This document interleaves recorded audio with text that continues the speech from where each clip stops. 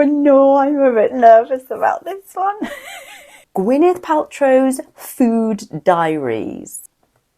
It is from 3 years ago, but it does have 3.1 million views, and thanks to me watching the Kelly Ripa Eats in a Day, this was the next video that YouTube surfaced to me. First thing I do when I wake up is oil pulling with coconut oil. So I have raw organic coconut oil. I put a spoonful in my mouth while I'm opening curtains and everything. I'm sort of swishing it around. It's an Ayurvedic way to remove bacteria from the mouth. I have actually attempted oil pulling in my life before. I think because I once heard it helped with a hangover.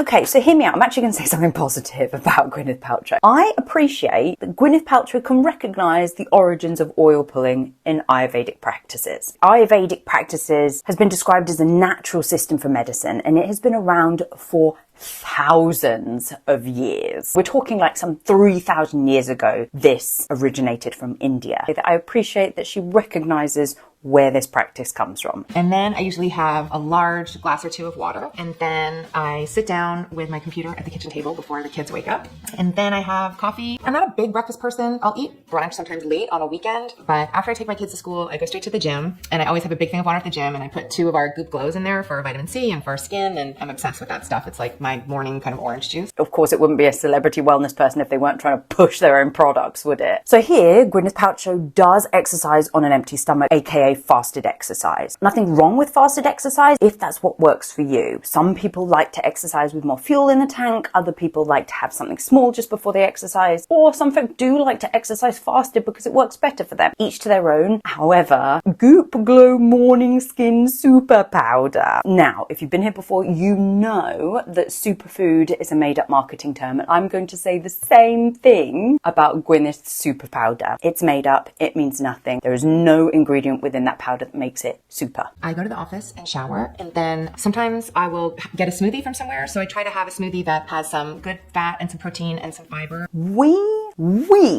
know there is no such thing as a good food. It's very common for people to say good fats. Reminder that there is no such thing as a good food and there is no such thing as a bad food. She's just moralizing her food, implying that her post-workout smoothie is good because it's got a certain kind of fat in it. No, Gwyneth, strike one. So sometimes I'll have like a cacao and almond butter smoothie with some spinach and some protein powder. My favorite supermarket called Erewhon. Oh, Erewhon. Not to be called Erewhon, which is what I was saying until I went to the Erewhon in Culver City and they have it phonetically spelt outside the door. I felt personally attacked. For those that don't live in LA, it is a very overpriced supermarket, and I have often done videos from there because they will very frequently do like celebrity-backed smoothies. Hailey Bieber did one, Kourtney Kardashian did one, some other model did one whose name I can't remember. The carnivore diet proponent person, Paul Saladino, he did one. This supermarket is A, very overpriced, and B, pushes this kind of celebrity wellness narrative,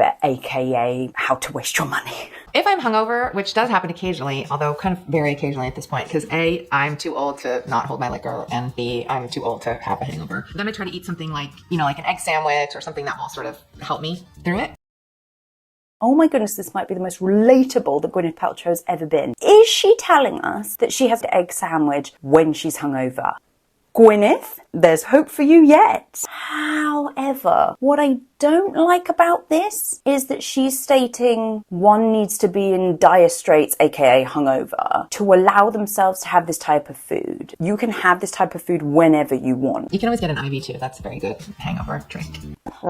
Incoming unpopular opinion warning. IVs in the wellness industry are really common, and I don't like them. The reason I don't like this very common IV wellness situation is that, typically speaking, when one has an IV, they are incredibly unwell, and you are so unwell that you need an IV. But what the wellness industry have done is spun that on its head and said, we're gonna take IV and make money out of it by implying that if you have an IV, you are the pinnacle of health. It just doesn't sit right with me, and it feels very icky to take something that is needed when you are most unwell and make money off of that and use it to be the pinnacle of health. It just doesn't sit right with me. Aware that not everybody is going to feel the same way as I do about that. I usually have lunch at about between 12 and 12:30 at the office. So I'm usually eating for lunch stuff that you would see on the Goop website, like a salad with some protein, or sometimes they're testing something really fun for detox, like, they're using jicama for taco shells. There she goes. She has used the D word, aka detox. I think this is a Gwyneth Paltrow Goop brand thing, but gentle reminder that the only things that detox your body are your liver and your kidneys. There is nothing that you ingest that does that. Just liver, it's just the kidneys. Okay? They'll do like a really clean version of a turkey burger with some kind of, grape sauce that's very healthy and, wrapped in lettuce or something like that. Gwyneth, we're going from bad to worse here. There is no such thing as a clean food. There is no such thing as a dirty food, unless you've rolled your food around in dog poo, but I'm going to hazard a guess that nobody out there has done that. Okay? And the problem here is when she talks about clean food, and maybe this is Harper's Bazaar fault potentially, although, it is Gwyneth Paltrow, what they're marrying with the idea of clean food is what looks like a burger with no bun. I'm not seeing a bun. And so this is implying that a clean burger is one without the bread bun, and therefore a dirty burger would be a burger has cheese, has sauce, has a bun. That is dangerous, because what that is doing is that it's creating food shame and food stigma, because that makes us think, oh shoot, if I'm having a burger with a bun, that makes me bad, that makes me dirty, that means I'm unhealthy. And what Gwyneth is doing is the pinnacle of health, and we all need to somewhat emulate that. No. I'm too riled up to only be 2 minutes 38 seconds into this video.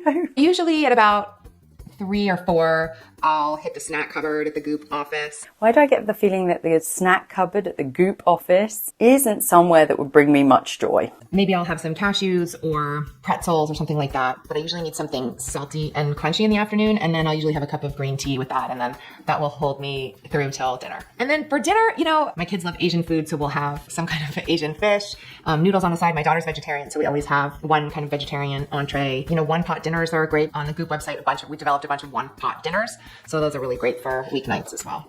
Let's see, what's my favorite one? There's one that we've been doing a lot recently, which is like chicken in a Dutch oven with lots of winter root vegetables underneath and potatoes. Really easy kind of, but super delicious. Oh, Gwyneth, you having white potatoes? I'm really happy about that, because too often when you watch these celebrity things, you don't see many carbs. She is talking about white carbs. I will give her that. I've been trying not to drink so much on weeknights because it's such an easy habit to fall into. It's like you've had a stressful day and it almost is more about the ritual of it. But sometimes, work is tough and you just need one. So I usually have a Gibson. That's kind of my new thing, which is like a vodka martini, but with the cocktail onions. It's very my father. Or I'll have whiskey on the rocks, like a Japanese whiskey on the rocks usually. Not the most unrelatable thing that Gwyneth has said. Sometimes we do have tough days and we might want to drink at the end of the day. That's somewhat relatable. Cheat meal. This must be a question that Harper's Bazaar pushes on their Eats in a Day, because I remember Kelly Ripa said it too. I don't know who at Harper's Bazaar needs to hear this, but the term cheat meal is incredibly problematic. It creates food stigma. It creates food shame. It implies that if you eat whatever this food is that Gwyneth Paltrow is about to say,